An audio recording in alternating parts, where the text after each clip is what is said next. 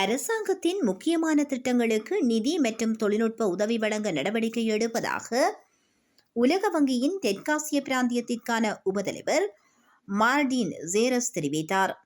ஜனாதிபதி அனுரகுமார திசாநாயக்காவிற்கும் உலக வங்கி பிரதிநிதிகளுக்கும் இடையில் ஜனாதிபதி அலுவலகத்தில் நடைபெற்ற சந்திப்பின் போது உலக வங்கியின் தெற்காசிய பிராந்தியத்திற்கான உபதலைவர் இதனை தெரிவித்துள்ளார். இளைஞர்களுக்கு வேலைவாய்ப்பு உருவாக்கும் திட்டம், கிளீன் ஸ்ரீலங்கா, கிராமிய வறுமை ஒழிப்பு மற்றும் டிஜிட்டல் மயமாக்கல் திட்டங்களுக்கு உலக வங்கியிடமிருந்து நிதி மற்றும் தொழில்நுட்ப உதவிகளை வழங்க இதன்போது உடன்பாடு தெரிவிக்கப்பட்டது. கல்வி, எரிசக்தி, டிஜிட்டல் மயமாக்கல் மற்றும் வடக்கு அபிவிருத்தி ஆகியவற்றில் புதிய திட்டங்களுக்கு உதவி வழங்குவது குறித்து இதன்போது கலந்துரையாடல் மேற்கொள்ளப்பட்டது. உலக வங்கி இலங்கைக்கு வழங்குவதற்கு அங்கீகரிக்கப்பட்டுள்ள கடனுதவியை உரிய சமயத்தில் வழங்க நடவடிக்கை எடுப்பதாக மார்டின் ரேசர் தெரிவித்தார்.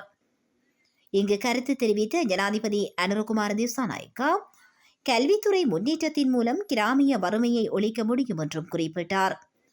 அதற்காக புதிய அரசாங்கத்தால் ஆரம்பிக்கப்பட்டுள்ள கல்வி சீர்திருத்த முயற்சிகளுக்கும் பொது போக்குவரத்து துறையின் முன்னேற்றத்திற்கும் தேவையான உதவிகளை வழங்குமாறு உலக வங்கி பிரதிநிதிகளிடம் ஜனாதிபதி கோரிக்கை விடுத்தார்.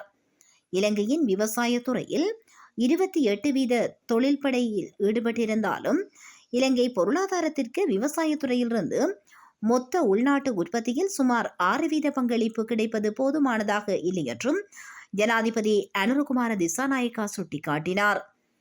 மக்கள் தொகை அடர்த்திக்கு ஏற்ப இலங்கை மக்களுக்கு தேவையான வசதிகளை வழங்க புதிய அரசாங்கத்தால் செயல்படுத்தப்படும் திட்டம் குறித்தும் உலக வங்கி பிரதிநிதிகளுக்கு ஜனாதிபதி விளக்கம் அளித்தார்.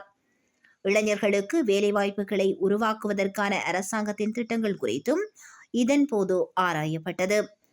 2025ஆம் ஆண்டில் சுற்றுலா பயணிகளை ஈர்ப்பதற்கான புதிய திட்டங்களை செயல்படுத்துவது குறித்தும் இந்த கலந்துரையாடலின் போது ஆராயப்பட்டது.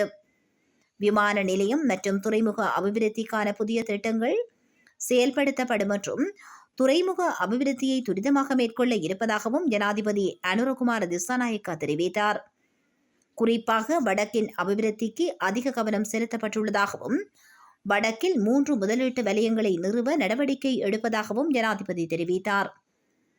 வடக்கில் சுற்றுலாத்துறையை மேம்படுத்தவும் நீர் வசதிகளை வழங்கவும் வடக்கு மக்களின் சமூக பிரச்சினைகளுக்கு கலாச்சார அடையாளத்தை பாதுகாக்கும் வகையில் தீர்வு வழங்க நடவடிக்கை எடுப்பதாகவும் ஜனாதிபதி அனுரகுமார திசாநாயக்கா தெரிவித்தார்.